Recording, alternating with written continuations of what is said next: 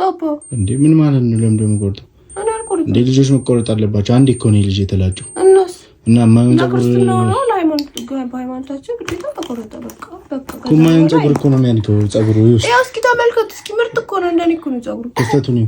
እና ምን እና ልጅ እኮ ነው ገና ድግ በልልኝ። ልጅ እኮ ነው አባ።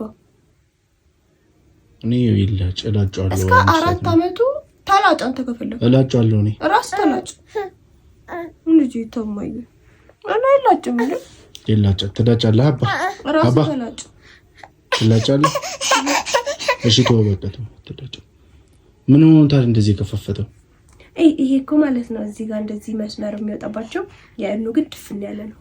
ከዛ እናቴ ስጠይቃት ማለት ነው በቶሎ ስለልጅ ቶሎ የመድገም ሐሳብ ስለሌለሽ እናቶች ብዙ ምን ይወጣበት ነበር እንደዚህ ምን ልጥ ይላሉ እንደዚህ የሚደገም ያለ ነው ቶሎ የሚደግሙ እስኪ ነው አላውቅም ግን እናቶች ነው ያለው። እና ቶሎ መድገም አፈደኝ ምን እቅዳችን ውስጥ የለም ነው እኮ እግዚአብሔር ከሰጠ ሰጠ።